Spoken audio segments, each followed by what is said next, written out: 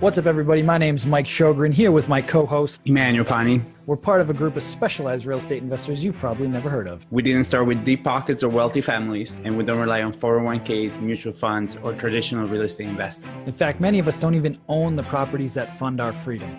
If you ask the money experts out there, they'd say what we do is impossible, yet it's happening every single day. It's happening through a new niche called short-term rentals. We are Short-Term Rental Nation, and these are our secrets. All right, what's going on, STR Nation? Welcome back to another episode of the Short-Term Rental Secrets podcast. I'm your host, Mike Sjogren, here as always with my main man and brother from another mother, coming all the way in from the other side of the planet. What's up, E? What's up, my brother? So good to see you. Coming home. So I'm in Italy for the majority of September, and it's just, there's something about being home that just, even if this is not exactly my region where I'm from, born and raised, but just the speaking Italian and just the living life here, that just makes myself feel good. I actually met somebody that listens to the show. His name is Sam. So if you listen to this show, I'm giving a little shout out to Sam. He's an American kid that's been living here. He's married to an Italian girl. They've been doing vacation rentals. Since they started listening to our show, they're up now to 52 keys, 52 doors. So super proud of him. And it was just so awesome to meet somebody who's been listening to the show. And we just had a blast. We just drank a bunch of Negronis by the ocean side, and we're just eating and drinking, and just like, this, for me at least, this is what life is about, right? It's not so much about the money sometimes, right? And here you really see it, because people here live with a lot less money, but there's the overall, right? Like the whole concept of the blue zone, how long people live here, and you realize there is less money, but there's so much more of what makes life meaningful, that you just get to live longer, right? And so it's very, very interesting. It's such a reminder of like, oh, let's not take ourselves too seriously, right? Like it's not like doing this and building this empire is awesome, and it's fun, and it's meaningful. But kind of like the little story with the fisherman in Mexico, right? It's like, why don't you build this whole fishing thing? It's like, for what? Then you can retire and just go to the beach and fish every day. It's like, that's what I do now, right? And you're just like, okay, so why hustle and stress and make yourself sick when you can live the life that you want sooner rather than later, right? So It's funny. I'm glad you brought that up, right? So last week was my birthday, and I always do a lot of reflection around my birthday, right? I'm always like, okay, like, where am I at? Where do I want to go? Like, kind of reevaluate life a little bit. And I set a goal to just have more fun and laugh more.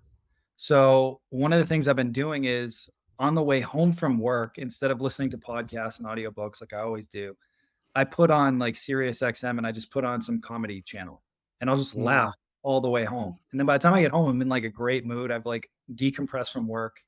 And, last night was tough. So we found out we got to put, my in-laws live with us, and they've had a dog. We've had a dog with them basically since she was a puppy, and we got to put her down tomorrow. And I was telling Caden, my 7-year-old, and he didn't really get it at first. And then once he did, it was a tough night. And we went downstairs and, let him play some extra video game time. And I just sat down and like played video games with him. And then put him to bed. He was fine. And then I went back downstairs, and I bought Gran Turismo and played a video game for like 45 minutes. I mean, I couldn't tell you last time I just like did nothing and just like, but it's fun. And everything is always it's all about balance, right? Like you don't want to go too far in either extreme, but it was nice to just, there's a million things that I could be doing right now for this hotel launch and everything else that's going on. And I was like, I'm just going to take 45 minutes for me and just enjoy some nothing, like just veg out and play video games. And then I went to bed. So it's all perspective. Yeah. No, yeah. And like what's funny? It's something similar that we did is like, I brought with me cybernetics, because I'm like, I want to reread that book. And I think going on vacation is always such a great place for you to work on your mindset, because you live somewhere, like you're somewhere outside of your normal day-to-day living. And then again, like, as you can hear, like, I feel happy because I'm here, I'm on vacation. I feel like excited, fulfilled. So I'm like, great. It's such a great time to work on cybernetics, right? Like, or like, what are the little things that are kind of like hiccups right now that I'm like, I need to like kind of work on. But with that, I also bought just a random book, like a novel. And I can't tell you like the last time I read a novel. And I'm like, I'm going to read this book first just for fun, right? So it took me like 2 days to read a fucking novel because it's just so exciting and it's so fun. And you just like, you get to live in this world that is not real. And then now I'm like, reading Psycho-Cybernetics, but I'm like, I'm going to go to buy another book because I'm like, having that balance of like, I'm also on vacation. So I want to like, it doesn't have to be about personal development all the time. Like, it's not about like, it's also life. Like, you know what I mean? It's just like, yeah. So it's been good, you know? I love it, man. I love it. Well, Yeah. speaking of books that I'm excited to get into, I just got a copy of a new book from our guest on the show today, and I won't spoil it for you guys. We'll definitely talk about it. He is a repeat guest, so I'm not going to read through his bio. We'll have him reintroduce himself. But today we have Brooke Pfautz, founder of Vintory, back on the show and author of new book, Vacation Rental Secrets. So, Brooke, right. Come on, man. What's shaking, guys? How y'all doing? I tell you what, there's so many different things I wanted to chime in on there, but that was great listening to that little intro you guys do. So, I'm so glad you're out in Italy enjoying yourself. Enjoy life, man. This is a one-time thing. You know, we're only on this planet once, so take advantage of it, brother. I'll take notes for you, Brooke. I'll send you some notes. Brooke, why don't you, for the listeners that haven't heard the previous episodes, and we'll link them down in the show notes, but why don't you give everybody kind of your background and how you've had some crazy success in this industry and how you pivoted and all the different companies that you've been involved in, and then we'll get into the book. Yeah. So, well, first off, thanks for having me on the show. Always love joining you guys. But yeah, jumped into the short-term vacation rental industry way back in 2007. Didn't know anything about short-term rentals, was actually in mortgage banking. But if we all know what happened in 2007, 2008. So I started a little company called Vantage Resort Realty. Didn't know anything about rentals. Ended up literally jumping into a car. I live in Baltimore, Maryland. Every Monday I drive down to Ocean City, Maryland, which is about a 3-hour drive. I just talked to anybody that was stupid enough to listen to me about my vision of starting this vacation rental company.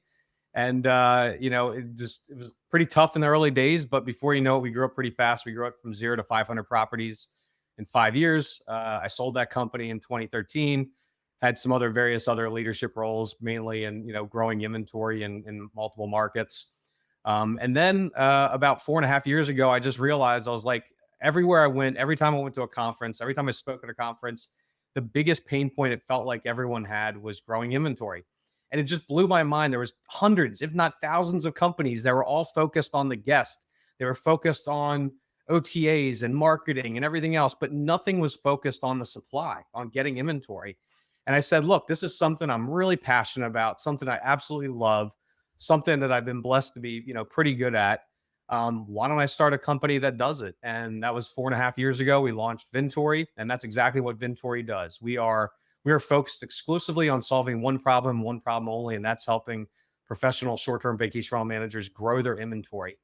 And since then, we've helped over 600 companies with their inventory growth efforts.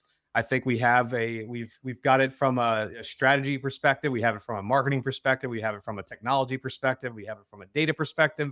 We really do everything you need to add more properties to your rental program. And that's all we do. As my father used to say, riches and niches. And our niche is focusing on supply.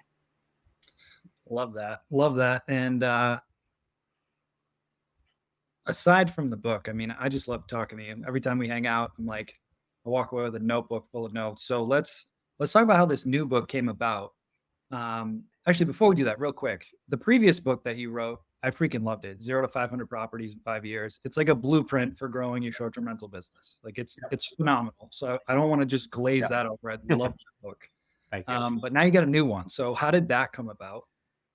Yeah, so it was not planned. It was very apropos. It was it was Easter Sunday. We just had the family over, extended family for dinner. We just grilled out. We did awesome. My wife did a fantastic job. We had an early dinner, so it was maybe 7 or 8 o'clock. I just sat down, exhausted. Everybody left. Poured a big old glass of wine. Flipped on LinkedIn, and I saw this post about. It was in a completely different sector and industry. It just said, hey, would you share your top 10 mistakes you made in building your company?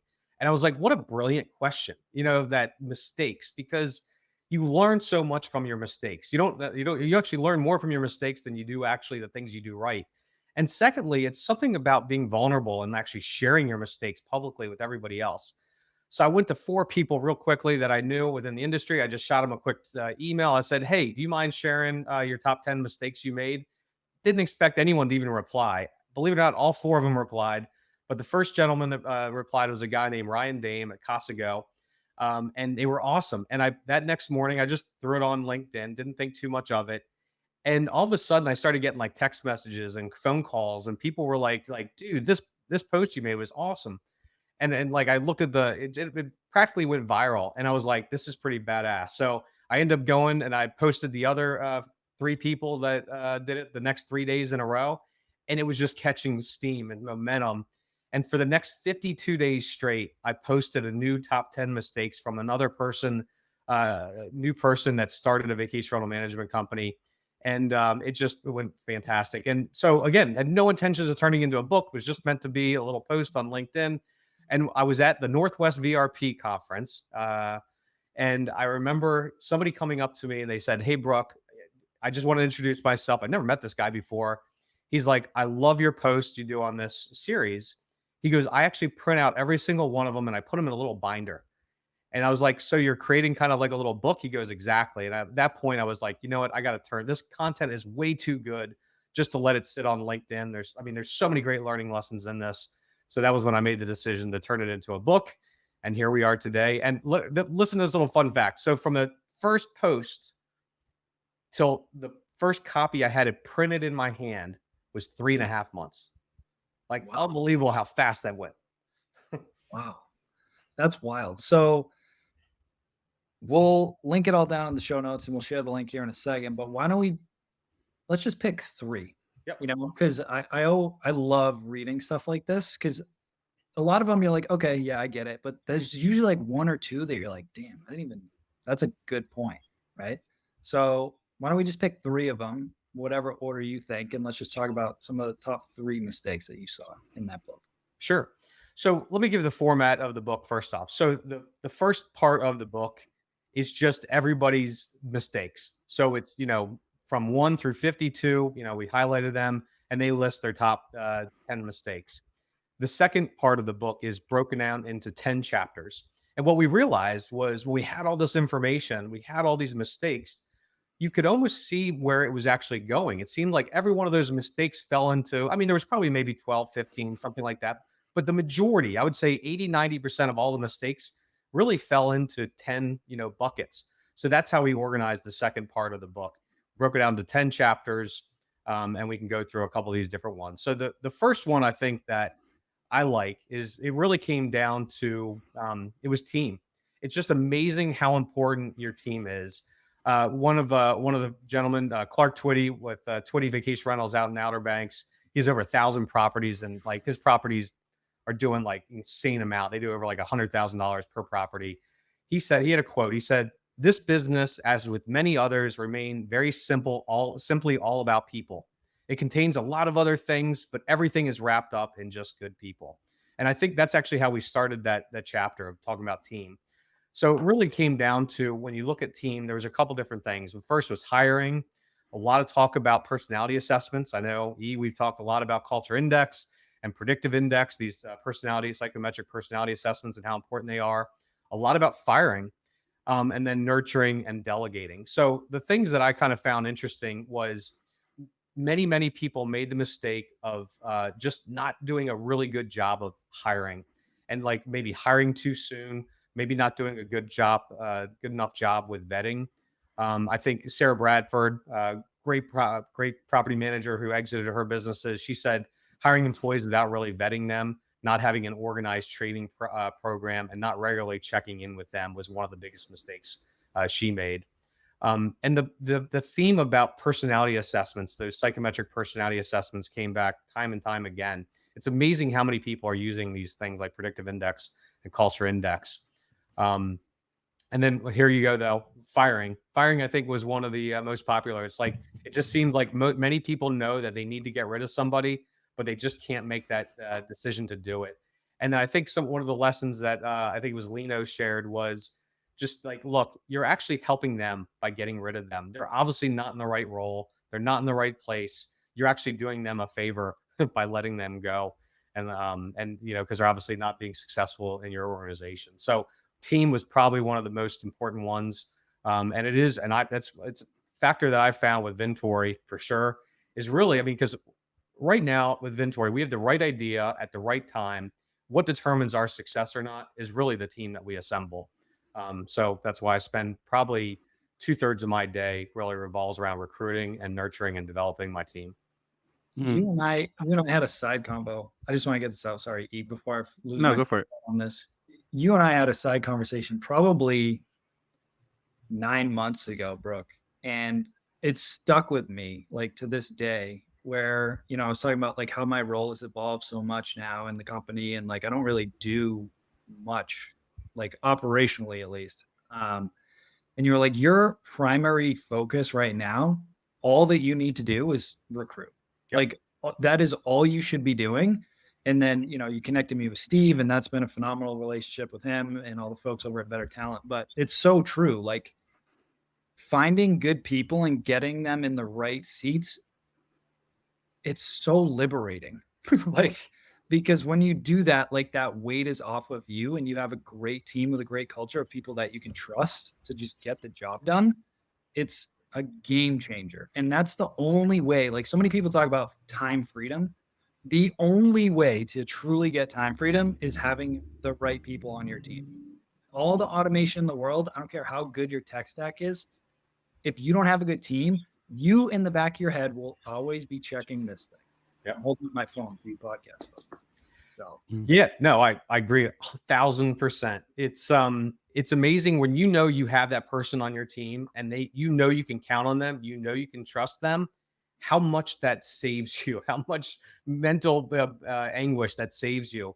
And then conversely, when you have that person that maybe they're a C player, and just the stuff that you have to do to clean up for them, that all falls back on you. So I'm a big believer. There's this guy, Jason Lemkin. I'm a big follower of him. He focuses more on like SaaS and technology. What he talks about is like, if you want to really scale, if you really want to take that next step forward, just hire another A player, because they're usually accretive. They're going to pay for themselves, 3, 4, 5 times over. I love that. My question was going to be more, because it's something that we're definitely going through right now. And I know my answer for myself, what it is, but I'm curious to know. It's why do you think people take so long to fire somebody?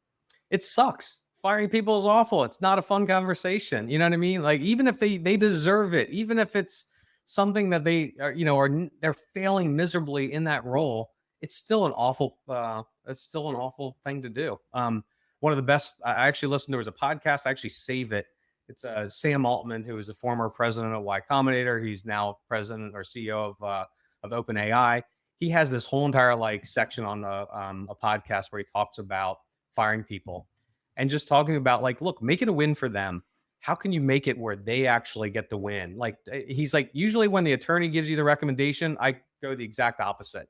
Attorneys cut off their access immediately and do all these things and, make them sign these disclosures. He's like, look, I call him and I say, look, it's obviously not working out. I want this to be a win for you. How can we do this? I'll, happy to give you a recommendation, happy to, give you some severance, but let's make this a win for you. You tell me on your terms how we transition this out. And sometimes you can't do that. It's just not all people kind of think the same way, but sometimes you can. And we've done that before and literally had people just slowly kind of go away. And it seemed like a win for them. It seemed like they got another better opportunity. And I always like that piece of advice. Yeah. And to me, the other thing that I try to remind myself is the fact that it's, if you're thinking about firing somebody and you've been thinking for it for a while, what is that person thinking? How well have they been performing, and how long have they actually already been checked out? And what's the cost of that, right? Because if they're being checked out for 2 months, 3 months, 4 months, 6 months, what was the opportunity cost for you? And two, not just the opportunity cost for you, but it's also how much work did you put on your plate that wouldn't necessarily have been there if you had just kind of eaten the frog early on? I'm so glad you brought that up. So we actually just did something recently. We called it a paid to quit program. So I followed Amazon's playbook here. So we actually offered $5,000 to anybody on the team to have them quit.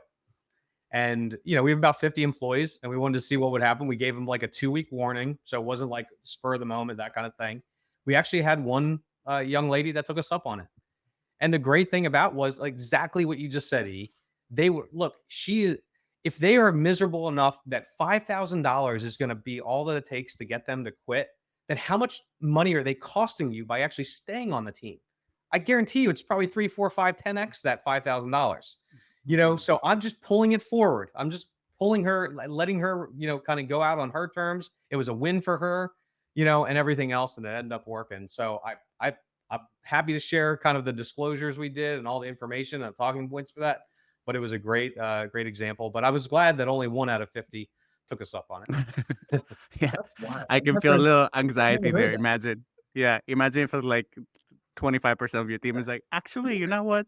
We'll take you up on it. And you're like, oh, man. Part of my leadership team, they were a little concerned when I proposed the idea. My leadership team, a couple of people have like pushed back on it. They're like, Brooke, what if we lose? Like you said, half the team. I was like, look, if we're losing that many, like we've got much bigger problems. And I know we were like 4.9 stars on Glassdoor. Like I knew we weren't going to lose half the team. Yeah, I love that. And then what would be number 2? Oh my gosh, there's so many good ones. Like this is like asking like your favorite child and things like that. Mm-hmm. So let's see if we can get a good one here. The thing is, you always know who your favorite child is. So that's the well, case. Then you know where I'm going on this one. It's think number 7, inventory acquisition. So again, the most impactful lever you can pull to grow your company, whether it's your top line revenue, your bottom line profits, or even building your net worth, 100% is inventory acquisition. I actually did a study. And we went through the process of like, pulling the levers, between marketing, revenue management, and inventory acquisition. Inventory acquisition was 4 to 6 times the impact of those other levers that you can pull. So again, it's the quickest and best thing you can do to do all 3 of those things. So that was one. A lot of people said they weren't being intentional about it. Like David Ngati, probably one of the smartest digital marketing people I've ever met. He just talked about he wasn't being consistent at owner marketing. He said our company did a decent job at owner marketing, but he's like, consistency was an ongoing issue. I should have created the minimum acceptable standards for both homeowner marketing and our new units funnel, along with a well-defined plan to achieve it. But we saw that time and time again. It blows my mind. I mean, there was like about a dozen people that said, and a lot of these people that I interviewed for this book already exited their business. And they didn't realize until they exited their business how valuable those contracts were. Because guess what? When you sell your management company, that is the true value of your company, are those management contracts. So if you look at a lot of these companies, they have this very proactive plan to get guests. They're constantly doing email marketing. They're constantly going back to their past guests. They've got all these like social, strategies. But when it comes to inventory acquisition, it's like a haphazard, like lob out 1 postcard per year. Or maybe in the fall, like after your booking season, you're like, oh, shoot, we need some inventory. And you start scrambling like mad to like start calling realtors and building up referrals. They don't have this intentional, ongoing strategy to add more properties. And that seemed to be one of the big takeaways I had. And again, we know it's one of the most impactful levers that you can pull. And there's a couple other kind of sub bullets with that, but I'll let you respond to that one first. Yeah. I find that very interesting because it's very funny when it comes to being kind of, that is my role in our company, right? And being more on the visionary side and having Tasha, that is such a like A player integrator, and going back to your number 1 point, which was growing a team, it's understanding that proper balance of bringing property on and the onboarding, and it's that kind of catch-22 of like, what comes first, the chicken or the egg, right? It's just like, do you need the team and the back house to come first, but then you need money to pay for those people, and then you need inventory to get money. But then if you take on too much inventory too early on and you're overwhelming the team on onboarding, then properties are not coming live, which are not making you money, right? So it's kind of like that, what happens, right? And in really understanding there's that moment of like, what do we do? Because then the moment when you start putting effort into inventory acquisition, a lot of the times it's very surprising that it's like, we are actually getting too many leads now, which to me almost sounds crazy to say sometimes, because I'm like, I am such a like huge believer in like the universe rewarding and giving me and the abundance of the universe, that I almost feel bad saying like, it's too much. I have too many leads now, right? So it's just like, how do you balance those two things? And to me, what I've come to realize is then as the leader that goes out and finds those acquisitions, is really being super dialed in into who's our avatar, like who's our owner avatar, what's our property avatar, and really like ironing out those questions of understanding like, hey, if property A is in this municipality that is a little bit more difficult in terms of licensing, and property B is in a place that it's easier, I should put more effort in closing that property, because I know in terms of my team, it's going to cost them less time to put it live versus the other one. But those are things that like at the beginning, or if you're in a place of like, I need to scramble for properties, you start taking everything that comes your way. And then that's where you need the team. And the problem is like, if you're a visionary and you break your implementer or your integrator, we're going to have a problem, right? So it's just understanding like that balance. I think from a macro standpoint, this is just my opinion, but from what I've seen of coaching hundreds of people in this industry, is your acquisition strategy struggles when you are not clear about what your goal is. So if you know, I'll give you an example. Daryl's one of my guys that's been with me for a couple of years, and about a year ago, he was just trying to do too many things at once. And I was like, what are we trying to achieve right now? And he's like, well, once I get to 30 properties, like I'll have the revenue to bring on this ops manager. I'm completely good, like income wise for like my family. And then I can look to do a couple other things. And like, once I got him to like think about it and actually communicate that, he's at like 35 now.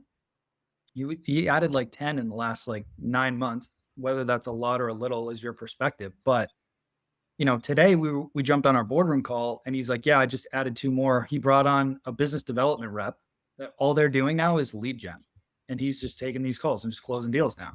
So if you're not adding properties, to me, it's a byproduct of you don't have a clear goal and you're not monitoring your progress towards that goal. Like if your goal is to get to 50 properties and you're at 22 right now, well, lead gen should be a pretty big top priority for you. And then think through, okay, once we hit, what is my team's capacity right now? If I can bring on another 5 properties in the next month, what type of back end support do I need? And just like dial it in. But a lack of clarity is, at least from a smaller scale operator, is the biggest thing that I see. People just don't have clarity about what they're trying to achieve. Mm-hmm. Yeah. So like I said, we have over 600 partners on our platform now. So unfortunately, I'm not able to kind of work with every single one of our partners. But in the first, year or two, I met with every single partner. In fact, the first year we signed up 34 partners. I went on site with every single partner. I actually flew out to their office. I met with them for 2 to 3 days. But one of the exercises I did is I just asked them, I said, what are your goals? Where do you want to be? How many properties do you want? And then it really just became a math game.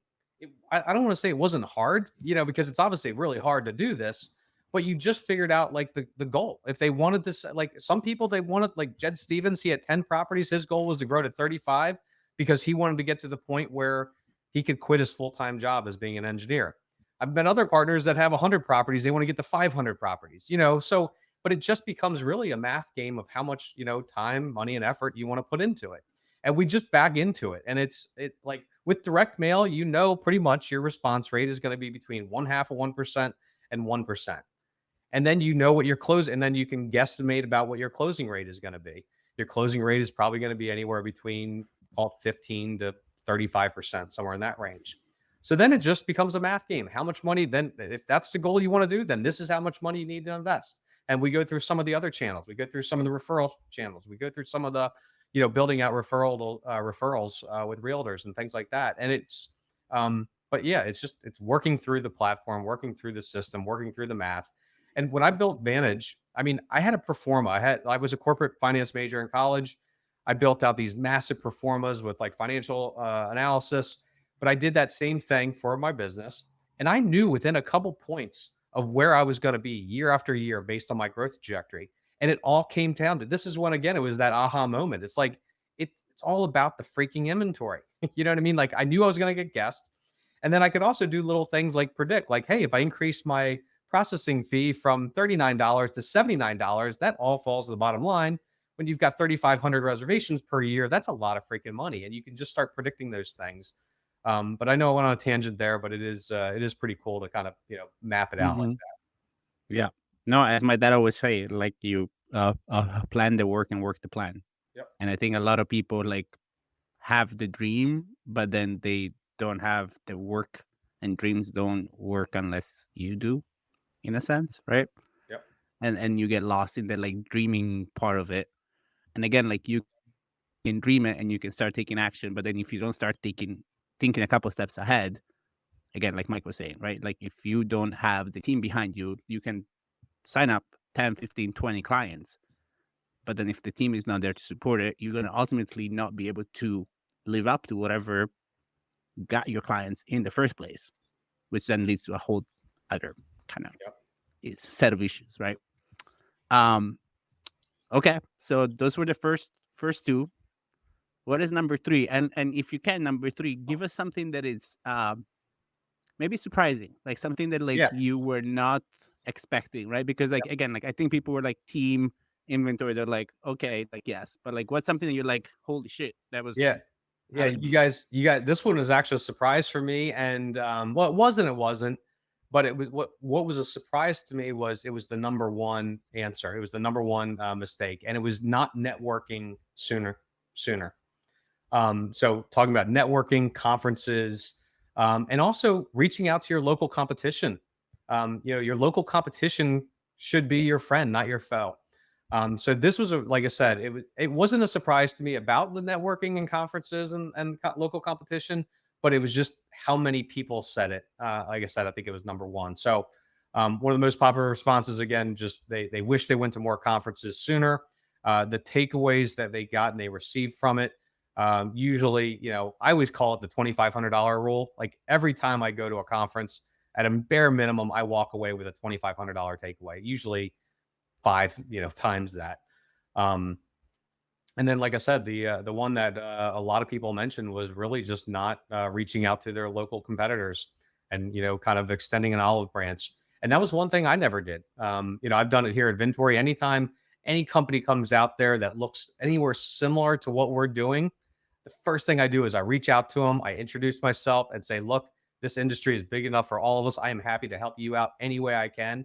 And ironically enough, the first guy I did that to, I ended up, he reached out to me 9 months later. We stayed in touch, but 9 months later, he reached out to me. He's like, hey, Brooke, do you want to acquire me? And I love this kid. He was super smart. We ended up acquiring him, JJ King with VRM Leads. And now he's one of our product managers on our team. He's probably one of our sharpest and rising stars. So it's, don't be afraid to reach out to your local competitors. What would that conversation? Yeah, I love that actually, right? And like we had one of who I consider one of our competitors on the show that I met at a local meetup, and I was like, your story sounds awesome. You guys are such a cute couple. Like I love your vibe. You should definitely come on the show. And they were a little bit like, why, right? But to me, I live from the place of like abundance and thinking that like there is enough for everybody. But what does that conversation look like? So is it from a place of like, hey, like if I have extra leads, can I send them to you in terms of the guests, or what does that look like? Yeah, I mean, you kind of nailed it. I usually reach out like with what I did with JJ.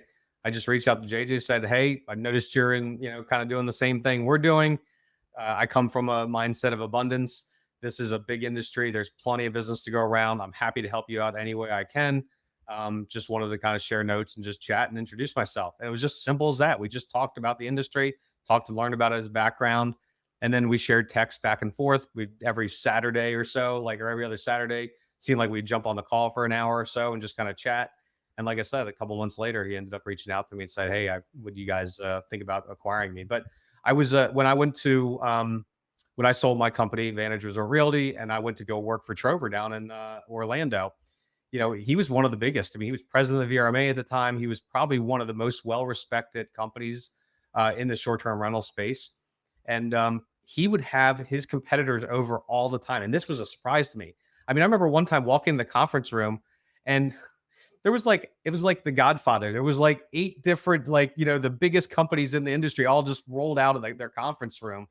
And I was like, what the heck was that? And he goes, oh no, we get together once a month and just kind of strategize. I'm like, wait, these are all your competitors? He said, yeah.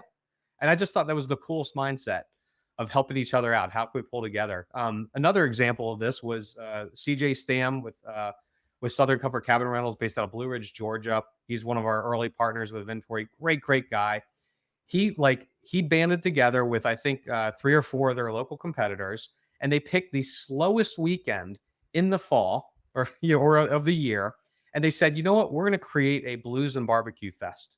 So they literally created this blues and barbecue fest. Guess what? Now it is the #1 most occupied weekend of the year. And the only reason that happened, the only way that happened, is because they banded together with all his competitors in the market. That is an awesome story. That's a great story for sure. Yeah. And it just shows you that, like, it always pays to play nice. Yep. 100%. Yep. Yeah. Well, Awesome. Brooke, let us know, where can folks get their hands on this book? Yeah, so a couple different ways. Obviously, you can go straight to our website, and you can get it there at vintory.com, or you can DM me on LinkedIn. I'm pretty active on LinkedIn. Happy to share a free copy with you. But yeah, or you can find it on Amazon. So just search on Amazon. And just for the record, all proceeds go to charity. They're all going to advocacy efforts for the short-term rental industry. We don't make one dime off this book. Love it. And again, it's And you know what's funny, in the spirit of sharing mistakes, and I'm completely an open book when it comes to our community, our coaching.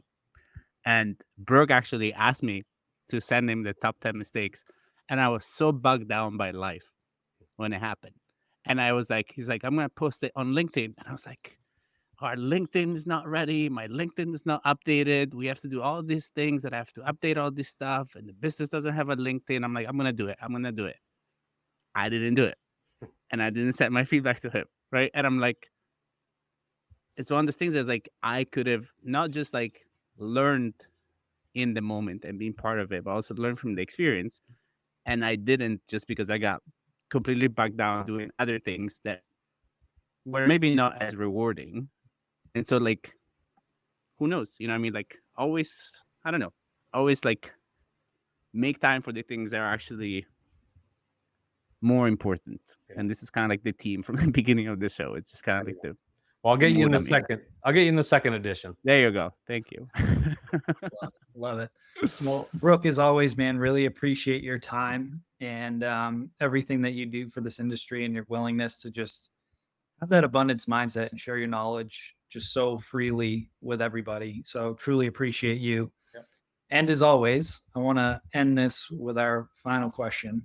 And I don't remember what you said last time, but what is your #1 secret to success with short-term rentals? Oh my gosh. Well, last time I said team, kind of going on the same theme. You know what? I think it so other than team, I think it really just comes down to hustle. Like this, unfortunately, like this is a grind, man. Like this industry is hard. Those early days, I mean, E, you were talking about this earlier. Those early days are so freaking hard. You're doing everything. You don't have like you're just making nickels on every little property, on every little reservation, but you don't have enough inventory yet to actually hire anybody. So what do? You just gotta like keep grinding through it. And it's like, I think 3/4 of this game is just getting through that grind of those early days. And so many people give up, and you just got to stick with it. You got to keep doing it. And one thing I have is, look, I'm not the smartest guy by a long shot.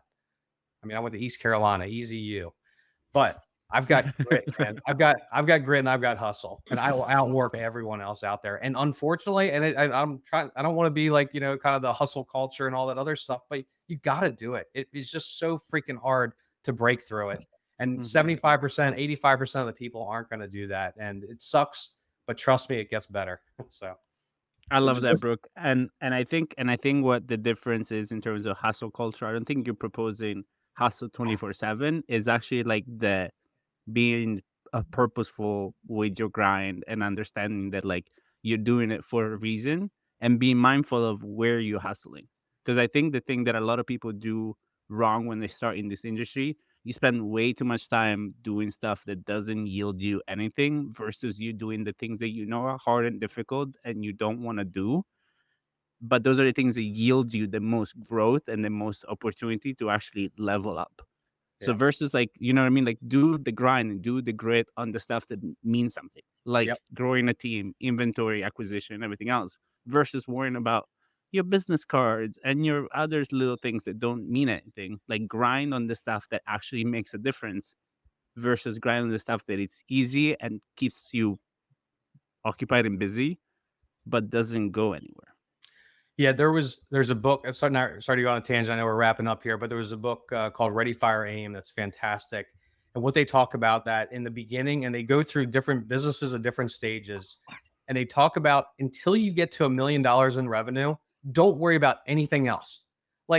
So there's the road of entrepreneurship is littered with businesses that were doing all these grandiose other little things that didn't freaking give a shit, didn't matter.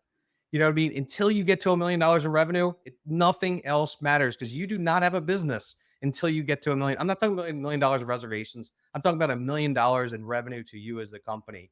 Once you do that, then you can start worrying about all those other little things that don't really, that do matter, but they don't matter until you get to that point. So that is your number one focus. And that's where you should focus on in the early days of a startup. Love that. Love that. Brooke, always a pleasure, man. All right. Thanks, guys. Appreciate it. All right. Appreciate everybody. Have an amazing week, and we'll talk to you soon. Ciao, guys.